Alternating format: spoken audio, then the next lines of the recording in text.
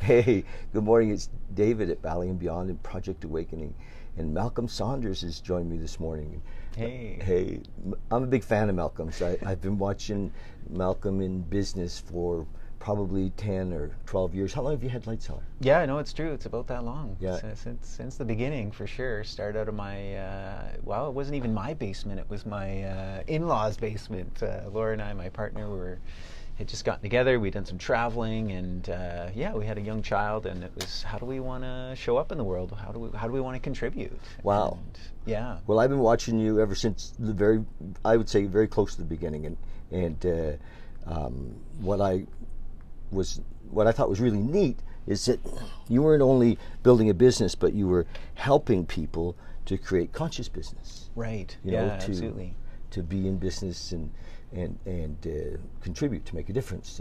Which I think is, I'm an old fan of Napoleon Hill's, and Right. and I think is the core of free enterprise. Really. Yeah, totally. It's the foundation of business. I truly believe, and I know you do as well. It should be a force of good, a force of change. Yes. And in fact, there's been a paradigm shift in business that more and more, like, this is the way business is going. Old school, old mentality was, it was out for the dollar, bottom line. What's in it for me? Yeah, we hit the bottom. We hit rock bottom, right? So now we've shifted out of that, and people want to do business with those they know, like, and trust. That triple bottom line, social cause, environmental cause, all that's coming together now, and we're at the beginning of this new paradigm where business, I believe, is our most powerful force of good. It's not the only one, but it is one that's going to help us on so many fronts. Well, I'm excited to be here, to be part of that, and my vision with what we're doing has shifted a lot. Lots of folks know us because of Valley and Beyond, and we had these retail stores, and it's been fun. Yeah. But it never made any money. and that's you learned lots. You had fun. Yeah. I think I'm out about $500,000.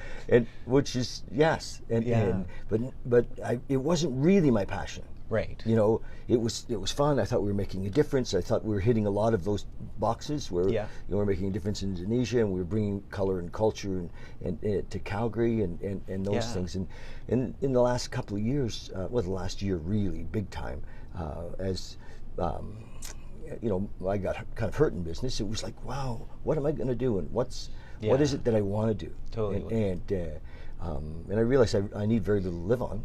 Yeah. And the whole idea of helping people create meditation spaces, and then I would interview people, hundreds of them, many of them in this room, and they'd come by and I'd say, so do you meditate? And they'd say, well, no, but I should. Right. A lot of no, but I shoulds, or I'd like to, or I can't get my mind to stop. So there was a lot of, nobody ever said, there's no friggin' way. Right. Yeah. No use for me. Yeah, I'm not ever meditating. But folks often said, I'd like to. Yeah. And so this idea of helping people create meditation spaces came really clear. It was like, okay, this can make a difference. Yeah.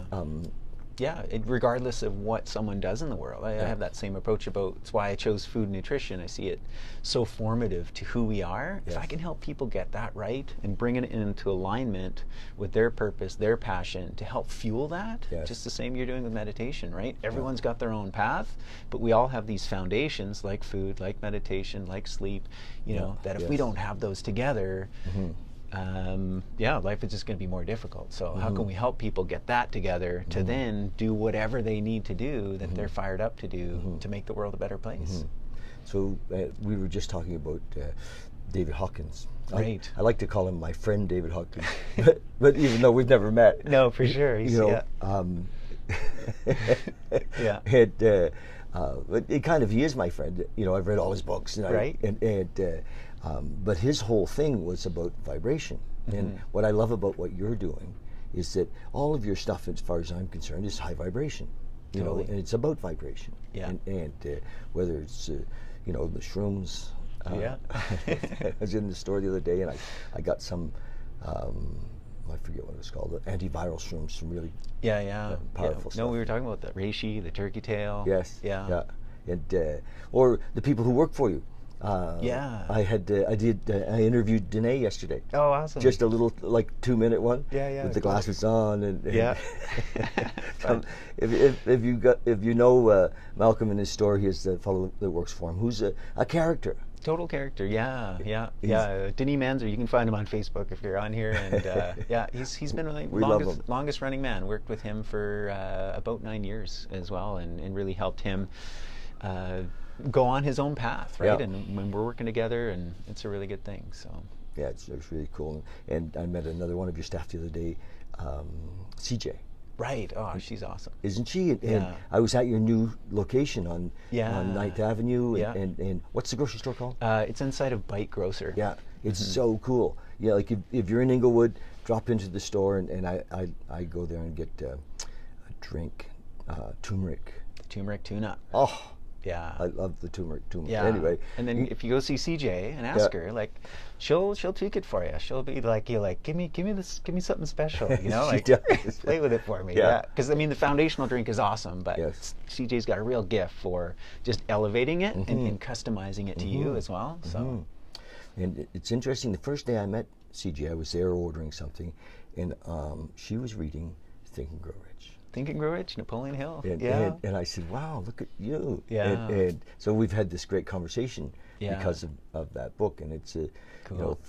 I recommend it because it's a spiritual book. Totally. It really is. And Napoleon Hill, I've listened to so many of his podcasts over the years. I mean, right. Another friend, right? Another friend. My friend Napoleon. He and Nap. Yeah. Nap. NH, I call him, Do you? No. Anyway, so we're both having fun in business, and I support your vision of, thank you. And I suspect it's big. What do you got planned for the next 10 years? We got some things. I mean, as you're talking about Denis and CJ and the people I work with, kind of my big, hairy, audacious goal is in fact that it is their last job ever. Wow. Either because they love it so much and we have a great relationship and we can continue to build that over the years, or more importantly, that they find their passion if they haven't found it yet, and that they're able to cultivate that, their purpose, their passion. They typically come in with a passion for food, but find their purpose and align that with passion, and then be able to go out in the world, as Denis is doing, and make a profit at it for himself and his own journey, his own direction. Okay. Yeah. So where he was yesterday, I was at a Spirit and Soul Christmas fair. Was he there kind of on his own with your products? And no. Like, it was more of a partnership. Yes. So there's oftentimes he'll show up as representative of Light Cellar, and we kind of partner in that way. But then, classes, as an example, he'll teach at Light Cellar, he'll teach elsewhere, and that's kind of his own thing, and he's got his own website, and He's certainly knowledgeable. Oh, he really is. Yeah. He's got a degree in philosophy. Or no, political science. Does he? Yeah, he's a smart guy, for sure. Yeah, and a real, history buff. And that's what I love, listening to Denis and, the history of foods, the myths, the lores, the legends. And then he'll just, drop in the science kind of spattered in with that. Really intelligent guy. I'd like to be able to talk about meditation that way. Right. And I was sharing earlier that I'm really a student. Even though I've been struggling with my meditation practice for 40 years. And I don't mean that I haven't been meditating. It's just that it comes and goes. And I get that we can meditate anywhere. Yeah. And we don't necessarily have to have a space. I think, though, if you're getting into the practice, having a place to sit on a regular basis really helps. Oh, totally. And it's like if you want to sleep, having a bedroom is a good idea. Right? Yeah. And a bedroom that's conducive to sleeping. Yeah, it's a great build bed. This sanctuary. Yes. We build these rituals, and you're exactly right. Meditation is the same. Yeah. Yeah. So my big, hairy, audacious goal, and who coined that statement? That's it. I don't know. Is to have a meditation space in every home and place of work. Right. Awesome. And to lift the vibration of the planet one meditator at a time. Yeah. And David Hawkins, who we just spoke about, when he talks about vibration and the possibility that it doesn't take that many people to lift the whole planet. No, for sure. And we need people, I think, that are focusing on higher vibration rather than focusing on the problem. Yeah. Or in complaint. Oh, totally. Yeah. And far too much of that going on. Yeah. Let's be the solution, right? Yes. Well, as we lift up, all the other stuff kind of disappears. The problems look after themselves. Yeah, no, totally. And your whole mindset shifts too, right? Yeah. If you're worrying, if you're focusing on the problems, like you're not going to be in that elevated space to even be open to the answers, right? Yeah. My prayer, most of my life, most of my spiritual journey is, what I call myself a spiritual student, has been to see the whole mosaic. Show me the as much as possible. Right. And meditation helps that. Because I think that we see ourselves differently in our story. Yeah. And our attachment to our story, and we kind of get to let go of that in meditation. And also, reading. I believe that being a lifelong student, or reading the greats has been helpful for me to continue doing that, and some of them over and over and over again. The Bhagavad Gita, right, is and Stephen, who just wrote, Stephen Mitchell.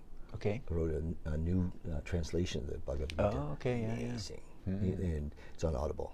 Right, okay, yeah. And have you read? No, I haven't. Oh, no. Stop it. You've got to get into the Bhagavad Gita. Well, I mean, I've read, Bhagavad Gita interpretations, but not the Stephen Mitchell one, referring to now. Yeah, he's married to, I forget.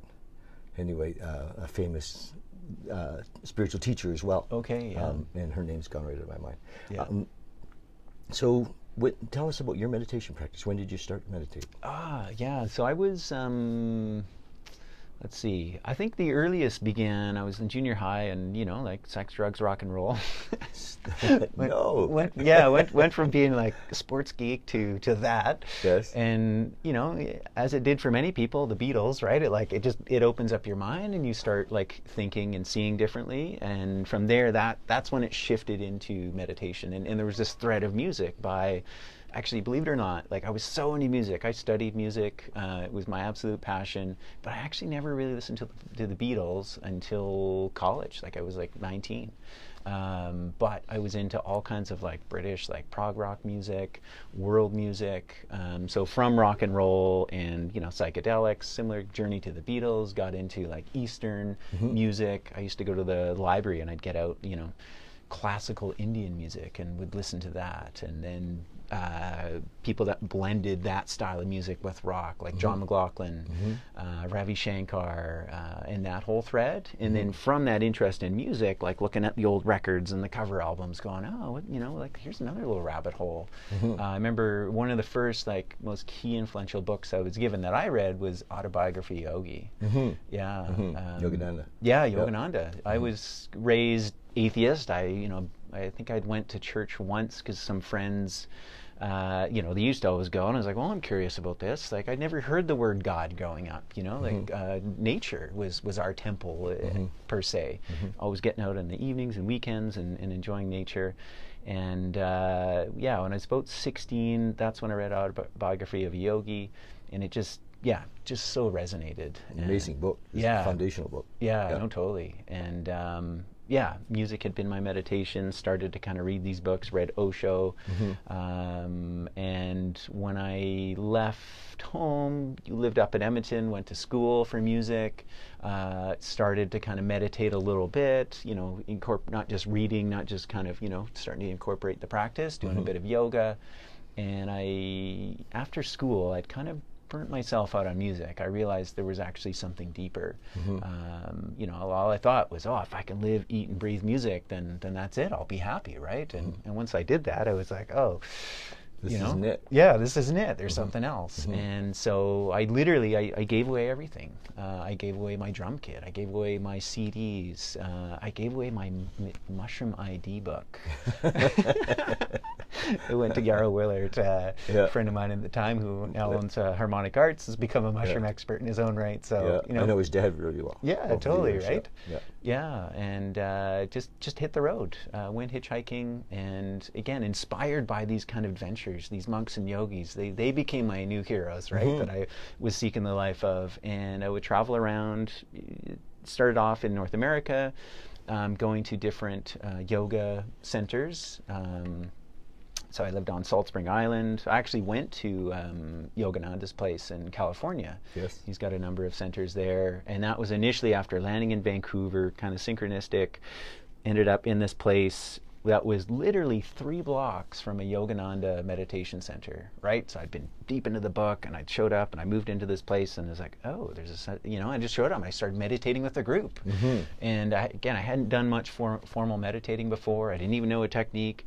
I would just sit with them, and they would do like, you know, Thursday night for 3 hours, Saturday all day, and, you know, just throughout the week, and I would just be meditating. And within a month and a half, I actually left Vancouver. I went down to, took the bus all the way down to San Diego, and then to Escondido, where they had a center. This was for men who are maybe considering becoming monks within the that system. And I stayed there for about 2 months, and yeah, just went even deeper. Yeah, and it was fun. It was interesting. The monastic life wasn't for you, though. Oh, I was contemplating it. I mean, my wife laughs at that, like that I could ever actually be that. So she's amazing. So I would at these centers, and at this one in particular, you know, be part of the whole spiritual life, meditating, and then the everyday work was, you know, tending the orange trees and the avocado trees, and there was something there that was a little bit of a disconnect for me because. You know, my roots, my passion was, again, the environment, and that was my church. That was like God manifest, right? In that sense, and where I felt my most deep connection. So there was something that was a little off when we had to go, you know, fertilize the avocado trees, but we had to put on a gas mask and gloves and protective wear, and, you know, dig into bags that had cancer warnings. And I was like, this doesn't seem right. This is incongruent. And you know, their answer they might not have known at the time. Well, for them, it was just, you know, here we are, you know, like it's all about, you know, an ascension, and this world is an illusion, and, you know, and yeah, I wasn't satisfied with that. And it was partly a little bit too religious of an organization for me.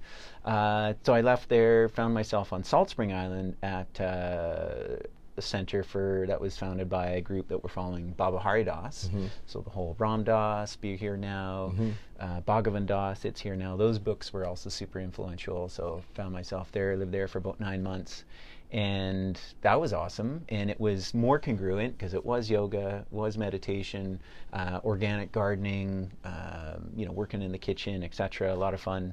And I met someone there who told me about Vipassana meditation, like within the first 2 weeks of arriving. And I was just like, that's it, right? Because as much as I love yoga and, you know, doing the postures, like, I mean, ultimately, what that's really about is preparing the body for meditation. And when she said, you go, it's 10 days, it's silent, and you're meditating 10 hours a day, I was like, that's it. That's what I've been looking for. So I was there in Salt Spring for about 9 months, and then the opportunity came up, went to Washington, sat my first Vipassana course, and that was it. For the next 2 years, like literally all I did was sit and serve, meditated anywhere from 4 to 14 hours a day. In the Vipassana kind of tradition. So, and even Goenka, so I stayed in Washington. I managed the center for 6 months, you know, just group after group, and it was a real trip. I mean, we were in the middle of like rural Washington. The closest town was Onalaska, of which you drive into town and there's a sign declaring a no shooting zone. home of the Onalaska loggers.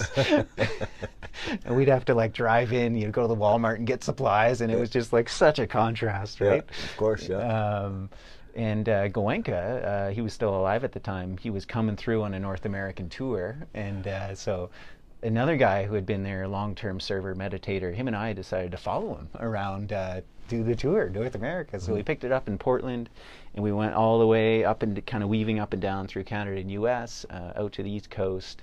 And yeah, every talk he gave, we'd be sitting there and doing our meditation, and it was just so neat. Like you'd walk in the room and just like you could feel it, right? This kind of this tangibility of someone that had mastered meditation. And so that was an amazing experience, and had moved back to Calgary, you know, get a job, work for a month, make some money, because, you know. Because there was the practical.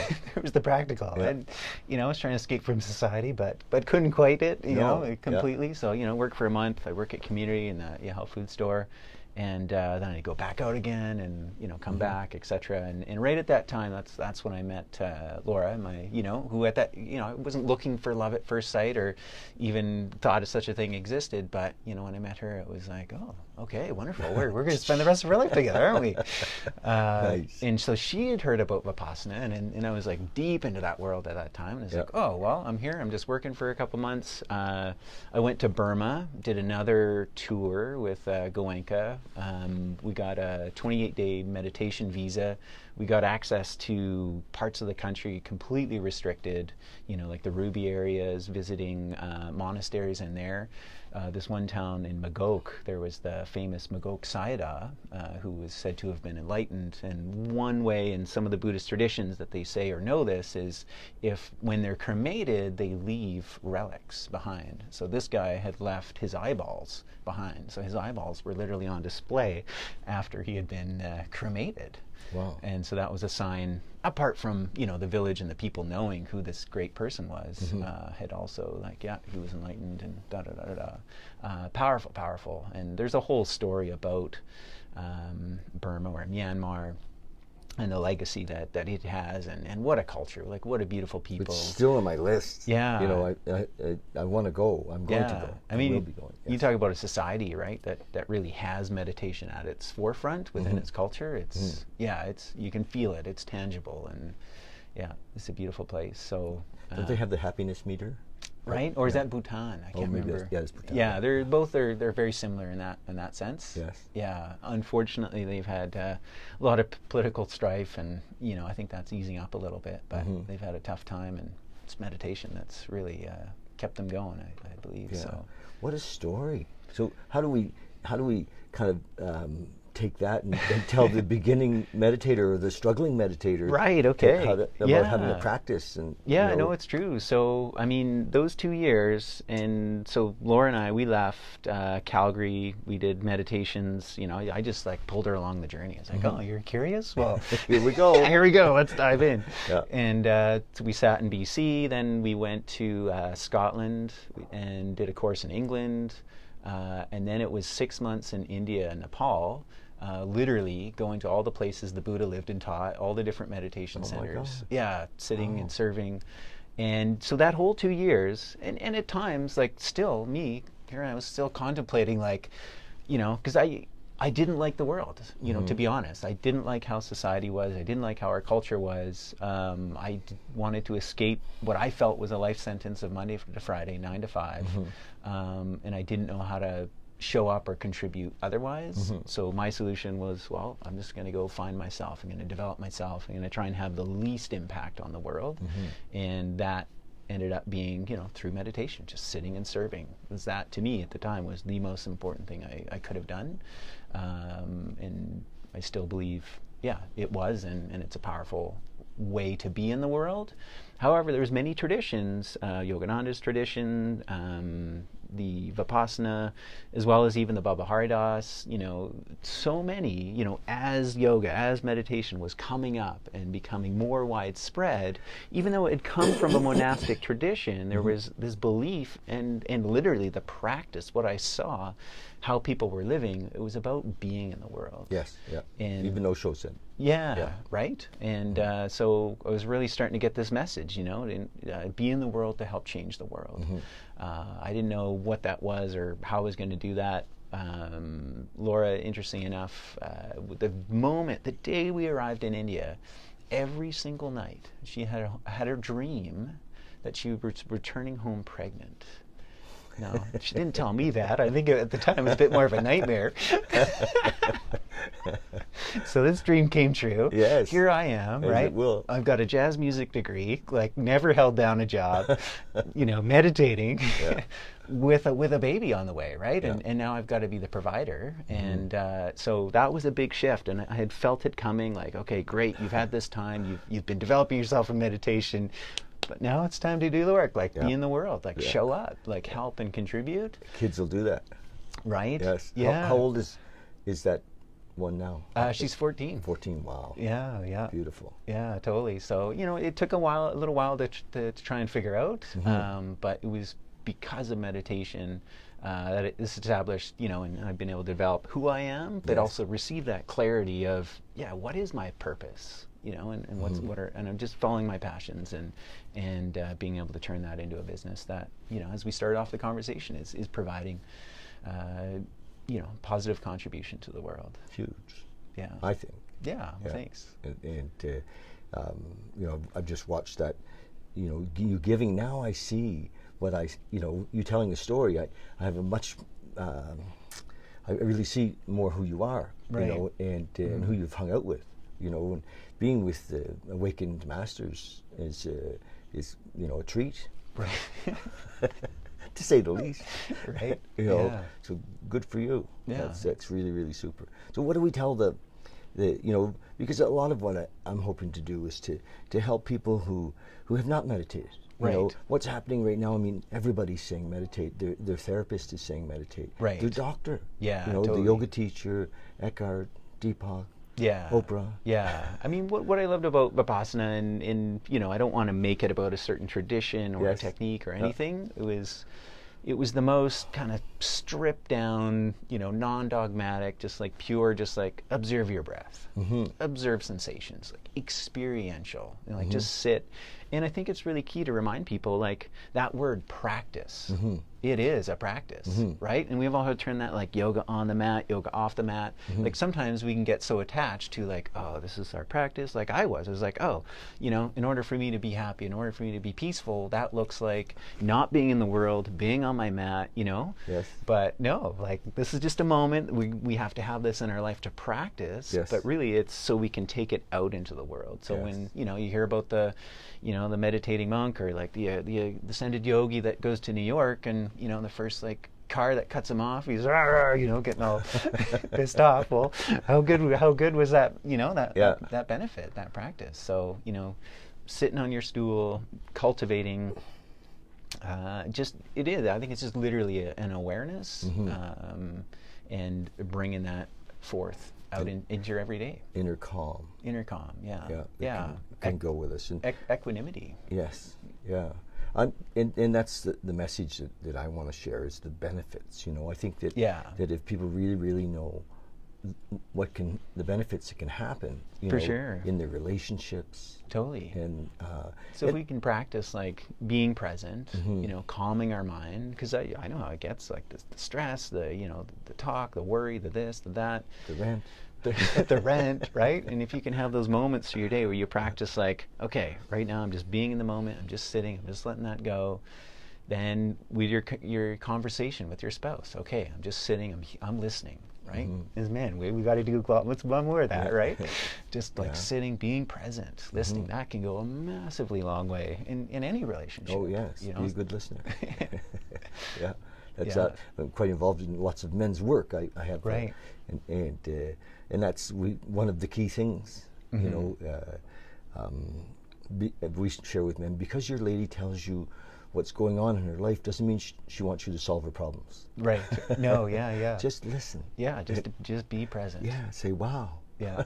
Yeah, and if we can, just hold off on reacting. So often, like, just knee-jerk reaction, like, this person, this situation, it's a reaction. We're drawing conclusions. So we pause. We pause. Just be present. Oh, is that really what the outcome is or will be or should be or is meant to be? Yeah. Let's see, right? Yeah. And all of this, I think, can come as a result of meditation. And I think if we meditate, we become more curious about ourselves, self-discovery, our patterns, and often we're entrenched in the same patterns that we had as teenagers, right? Or pre-teen, and we can be running around stomping our feet and saying, "I want my way," and we're in 40-year-old bodies, right? And we're like, wow, okay. So, but self-awareness, consciousness, we can see that, hey, maybe that doesn't work, or that isn't useful, and having what I call God consciousness, and so we're listening a little more, and sometimes asking to be guided,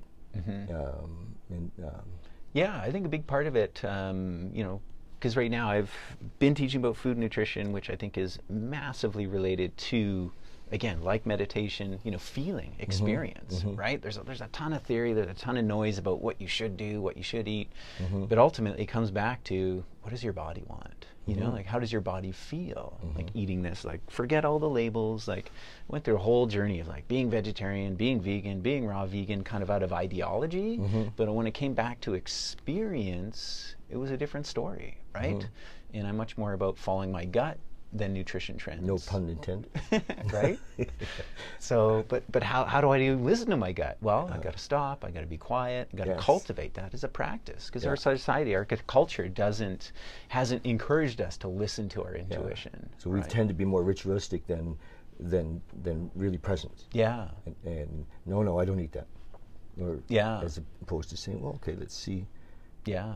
If my body wants to eat that today. Totally. And the same principle applies in business, right? Like, intuition is your single biggest asset as an entrepreneur, as a business owner, in every single scenario. I went in January to do a 5-day business program with Tony Robbins. Okay, fun. And, it was so much fun.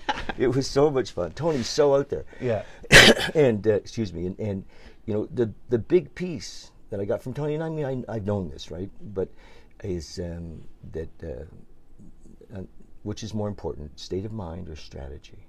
Right. And a lot of people in the audience were saying strategy, and strategy is very subtle. It creeps in there. It's often associated with ego. No, it should be this way, it should be that way. But he was like, no, it's state of mind. Yeah, totally. To be there, and so my struggle often is getting out of the road. I have this huge vision, and I don't feel like it's mine anymore. It's like I'm the custodian. We talked about that the other day, of all the things that we have around us, that we're just here kind of looking after this stuff and in some way, and or holding it, the vision for it, but to not be in so much in strategy. Right. And it's funny that business, I mean, if I sit with my accountant, they're very about strategy. Yeah. Or if or my financier. Right. If I say to people who are helping fund our vision that I don't know. Yeah. For sure.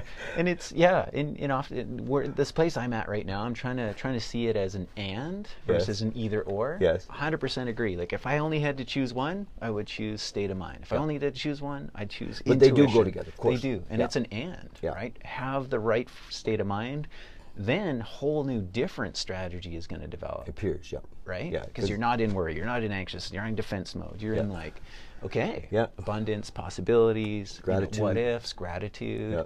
The strategies that are going to come out of that state of mind, then in fear or lack, or the people who show up. Yeah. Like out of, I call them God shots or God moments. Sometimes they're like, wow, look at that. And we had yesterday we were at that event and we were leaving. It was the very end. We've got the truck packed and we're leaving. And the guy walks across the parking lot and we had just been talking about candles. Yeah. The day before, that it would be great to have candles that are that are holistic or that are not putting stuff into the air that you don't want your children to be breathing and petroleum and all wax. that. Yes, and he comes across the parking lot and gives me a hug and we get talking and they're in the candle business. Right. And all with using soy wax and so it was pretty cool. Yeah. And I said, well, do you think you could do production? Could you get up, some volume? And it just happened. And I love that. Yeah, being in the flow. And so it's exciting. And then I recognize that my belief systems, though, can sometimes hold me back. And that's where, for me, meditation allows me to stop and just, sometimes I ask a question. I'll drop in and I'll just say, so what's happening? What's really happening here? And it'll come if I, really look for it. Often what we do in this time that we're having this morning is we'll do like a little 3-minute meditation. Okay. And I tell people all the time Well, first, it's more of an ask. I say, do you think you could sit for 3 minutes? Right. And everybody says, well, yeah, I could do that. Yeah. You know, I say, great, let's do 3 minutes. And yeah. Because that's where it starts. And it's actually where it started for me. One time I was married to this amazing woman, and she had her PhD in psychology, and but she had been with Osho, and she had been right. with a friend of ours, Paul Lowe, and she traveled. She really was into consciousness, and I was struggling with meditation, and she said, "Well, let's do it with a timer." Right. Back then, it was before cell phones. Yeah. And and that's how she really got me going more consistently. I'd sit with like 5 minutes on the clock. Yeah, and I would come back, and yeah. then I could let go of, my mind could let go of, of the thought of time. Right, for sure. Really drop. Yeah, no, it's powerful. Yeah. And I guess one suggestion I'd make is, coming out of Vipassana, like, it's kind of non-dogmatic as it was. There's still kind of traps that you can get into, and I've seen people come through, and myself, and one of them was like, you have to sit an hour in the morning and an hour in the day, or evening, 2 hours a day, and that's tough. Like, I don't do that. So what happened? Like, oh, I'm not gonna, like, I can't do that. So I never sat at all, like, for years. And a friend of mine's recently been getting back into it, and having a timer, super helpful. So start with 3 minutes, right? And now, just naturally, from going 3 minutes to 5 to 20, like, he is up to that hour a day, just like effortlessly. And I love your suggestion about using it. You can just let time go. You've committed to it. Stop thinking about it until that buzzer goes. Just be present. So if we were to sit right now for 3 or 4 minutes, would you bring everybody in, and do a little guided, even for the first 30 or 40 seconds to get us into our body? And yeah, for sure. Yeah. Okay. Awesome. Thank you. All right. Okay. Well, find yourself a comfortable spot to sit, cross-legged if you can. These meditation stools are awesome. I know for me, I need to have myself just elevated slightly above my feet, my knees, so this is perfect. This is comfortable. We're going to close our eyes.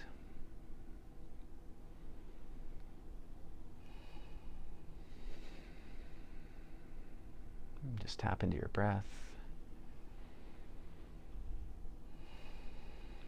It doesn't have to be forced. It's not making it a deep breath. It's just literally just being aware of how you're breathing.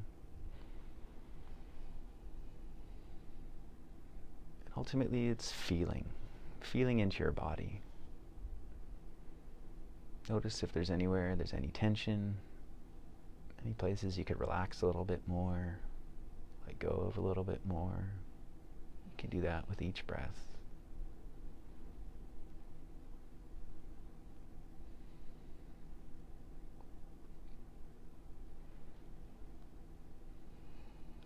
Just pass your awareness throughout your body.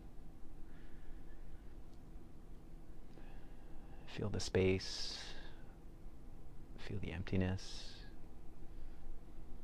If you feel tension, just be aware of it.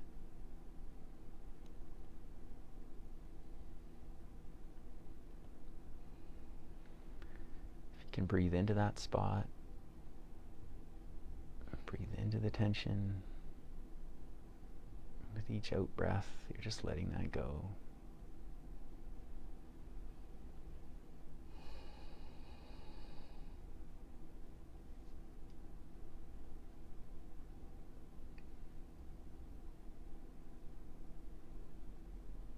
And for the next couple of minutes, thoughts are going to come, thoughts are going to go. Just observe your breath. Observe it coming and going, just like your thoughts coming and going. Observe the sensations in your body.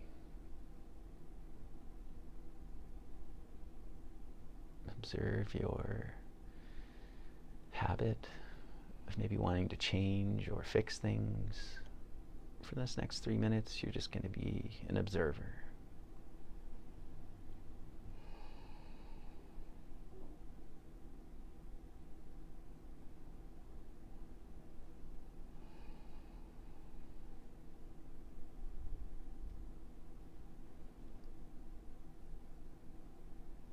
There is no wrong way to meditate.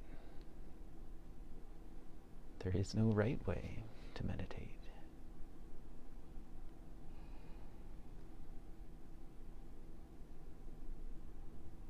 It's presence with what is.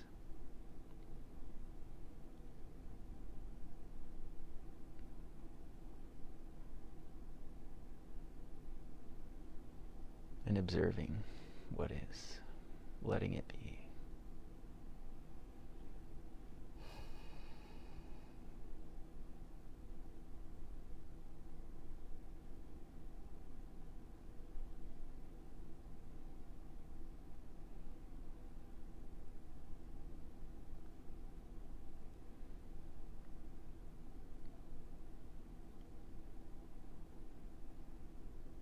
Pure awareness of your body, your breath, your thoughts. Just observe. No judgments, no reaction.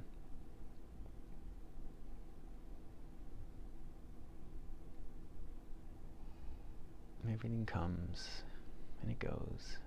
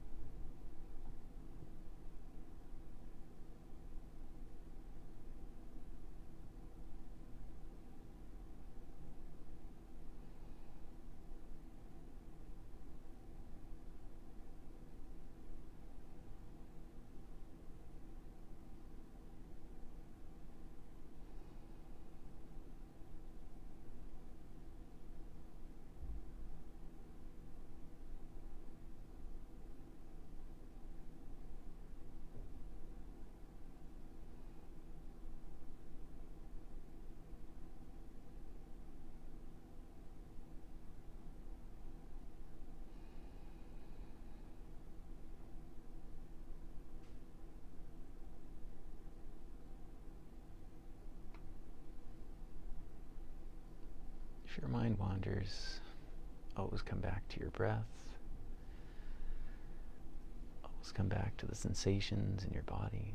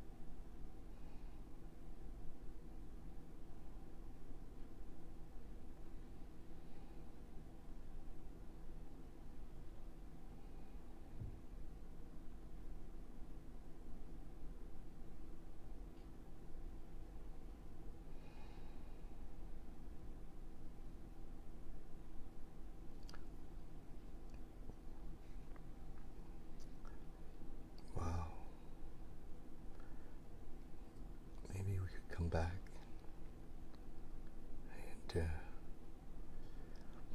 And just open your eyes and join us here in this space now. Thank you, Malcolm. Wow, that was very sweet. That's great. I just want to mention that this will also be on our YouTube channel. Okay. Yeah. That folks can find us at Valley and Beyond on YouTube. That would be awesome. And thank you so much. Yeah, thank you. Thanks for having me on. Yeah, it's great. And you know, I love that, you know, your vision for your business and your life is to make a difference on the planet, and you know, and I hope to be able to support that in any way possible, and hopefully this supports that some. Yeah. You never know who's going to see this, and totally the benefits that may come to them from, you know, from this time together. That's why I showed up this morning. So thank you. For sure. And anything else you'd like to say? Yeah, just you know, however long you're going to meditate, if you can incorporate that, you know, every day or every week, and yeah, just if today helped you, is just, you know, there's no right, there's no wrong, just a technique of observation. And usually at the end, I'll get into a space of gratitude. You know, most oftentimes I've cleared some space. I'm in a better space than when I started, feeling a little more peaceful. Not always, and that's okay. You can, you know, that's just part of it. And just observe, keep moving, keep going. But a shift has happened, and if you feel that shift and you feel a little bit lighter, a little bit more peaceful, I always like to end off with gratitude. And you were saying some good, grateful words there, and that's a good space. So just take that peace in yourself and infuse it with gratitude and love, and put it out in the world. Yes, I have a little love list, actually, of names of folks that I, you know, when I'm in my practice, I'll send love to some individuals. And which is fun. I forget where I picked that up, but it's an amazing feeling after to you know, have gone through some names and sent love and gratitude to them. And so there's so many ways to make a difference and to lift the vibration of the planet. And, I'd love it if you guys check our website and maybe look at what we're doing with helping people create spaces. And I think it's a cause. So, you know, if you feel that way, that we can make a difference through meditation and supporting other people to get there, then let's do this together. And come and see us. Free hugs at Valley and Beyond always. And Earl's here hugging now too. And so love it if you drop by and see us and make a comment on this today. It would be great. If you have any questions for Malcolm, we'll pass them on. And if you share this video, that'd be super too. That's it. Love you so much, and just keep on keeping on. Yeah. All right. Thank you, Malcolm. For sure. Thank you.